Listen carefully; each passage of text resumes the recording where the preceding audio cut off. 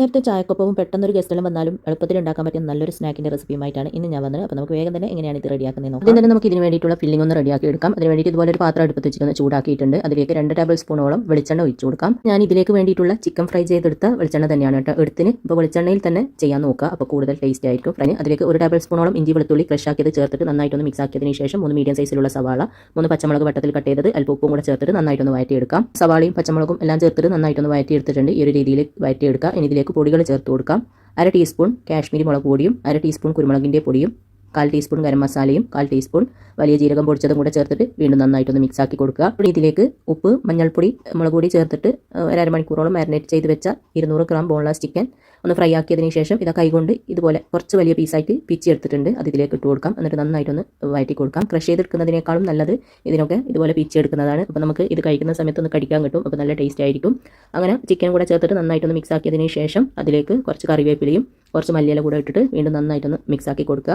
അങ്ങനെ ഇതാ ഫില്ലിംഗ് ഇവിടെ റെഡി ആയിട്ടുണ്ട്. ഇനി അടുപ്പ് ഓഫ് ആക്കിയതിന് ശേഷം ഇത് ചൂട് പോകാനായിട്ട് മാറ്റി വെക്കാം. നമുക്ക് ഒരു ബാറ്റർ റെഡിയാക്കണം. അതിന് വേണ്ടിയിട്ട് ഒരു മിക്സിൻ്റെ ജാറിലേക്ക് 2 കോഴിമുട്ട പൊട്ടിച്ചത് ഒഴിച്ച് കൊടുക്കാം. 1 കപ്പ് മൈദപ്പൊടി 250 ml കപ്പിന് അളന്നിട്ടാണ് കേട്ടോ എടുത്തിന്. നിങ്ങൾ ഏത് കപ്പിനാണോ എടുക്കുന്നത് ആ കപ്പിന് തന്നെ എല്ലാം അളന്നിട്ട് എടുക്കുക.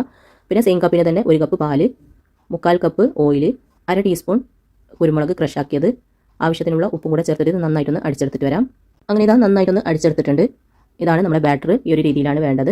നമുക്ക് ഇറാനി പോള റെഡിയാക്കി എടുക്കാം. അതിന് വേണ്ടിയിട്ട് ഞാനിതാ ഇതുപോലെ ഒരു ചെറിയ പാത്രം അടുപ്പത്ത് വെച്ചിട്ടൊന്ന് ചൂടാക്കിയിട്ടുണ്ട്. പിന്നെ പാത്രത്തിന്റെ അടിയിൽ ഇതാ ഇതുപോലെ ഒരു പാൻ വെച്ച് കൊടുത്തിട്ടുണ്ട് കേട്ടോ. അടുപ്പത്ത് നേരിട്ട് വെച്ച് കഴിഞ്ഞാൽ ചിലപ്പോൾ ഇത് അടിഭാഗം പെട്ടെന്ന് അങ്ങ് കരിഞ്ഞു പോകും. അതുകൊണ്ട് ഇങ്ങനെ ഒരു പഴയ പാൻ വെച്ചിട്ട് അതിന്റെ മുകളിൽ പാത്രം വെച്ച് ചൂടാക്കുക. എന്നിട്ട് അതിലേക്ക് 1 ടീസ്പൂണോളം വെളിച്ചെണ്ണ ഒഴിച്ചിട്ട് എല്ലാ ഭാഗത്തും എത്തുന്ന രീതിയിലൊന്ന് സ്പ്രെഡ് ആക്കി കൊടുക്കുക. അതിനുശേഷം അടിച്ചെടുത്ത ബാറ്ററിൽ നിന്നും പകുതിയോളം ഇതിലേക്ക് ഒഴിച്ചു കൊടുക്കുക. പകുതിയോളം ഇതുപോലെ ഒഴിച്ചു കൊടുത്തിട്ടുണ്ട്. ഇനി ഇത് ചെറുതായിട്ടൊന്ന് സെറ്റായി 1 മിനിറ്റോളം അങ്ങനെ തന്നെ വെക്കുക. അപ്പോൾ ചെറുതായിട്ടൊന്ന് സെറ്റായി വരാൻ തുടങ്ങും. അപ്പോൾ നമ്മൾ റെഡിയാക്കി വെച്ച ഫില്ലിംഗ് ഒന്ന് മിക്സ് ആക്കി കൊടുത്തതിന് ശേഷം ഇതിലേക്ക് ഇട്ട് കൊടുക്കാം. ഒരു ഫില്ലിംഗ് ഇതുപോലെ ഇട്ട് കൊടുക്കുക, നിരത്തി ഇട്ട് കൊടുക്കുക എല്ലാ ഭാഗത്തും എത്തുന്ന രീതിയിൽ. അതിനുശേഷം ബാക്കിയുള്ള ബാറ്റർ മുഴുവനായിട്ട് ഇതുപോലെ ഒന്ന് ഒഴിച്ചിട്ട് ആ ഒരു ഫില്ലിങ്ങിനെ മൊത്തം കവർ ചെയ്യുന്ന രീതിയിൽ ഇങ്ങനെ ഒന്ന് ഒഴിച്ചു കൊടുക്കുക. അതുപോലെ ഒന്ന് ഒഴിച്ചു കൊടുത്തിട്ടുണ്ട്. ഇനി ഇതിൻ്റെ മുകളിലായിട്ട് ക്യാപ്സിക്കം ചെറുതായിട്ട് ഇതുപോലെ കട്ട് ചെയ്തത് വെച്ച് കൊടുക്കാം. നിങ്ങൾക്ക് ഇഷ്ടമുള്ളതുപോലെ കട്ട് ചെയ്തിട്ട് ഇതുപോലെ വെച്ച് കൊടുത്താൽ മതി. റൗണ്ടായിട്ട് കട്ട് ചെയ്ത് വെക്കുന്നുണ്ടെങ്കിൽ അങ്ങനെ വെക്കാം. എന്നിട്ട് വീണ്ടും ഇതിൻ്റെ മുകളിലായിട്ട് ചിക്കൻ ചെറിയ ചെറിയ പീസാക്കിയത് ഞാൻ ഇതുപോലെ ഇട്ട് കൊടുക്കുന്നുണ്ട്. ഫ്രൈ ആക്കിയ ചിക്കൻ നമ്മൾ ഫില്ലിങ്ങിലേക്ക് ഇട്ട് കൊടുക്കുമ്പോൾ കുറച്ച് അവിടെ എടുത്ത് വെച്ചാൽ മതി. എന്നിട്ട് മുകളിലായിട്ട് ഇതുപോലെ ഇട്ട് കൊടുക്കുക. പിന്നെ കുറച്ച് മല്ലിയില കൂടെ ഇതുപോലെ വെച്ച് കൊടുക്കുന്നുണ്ട്.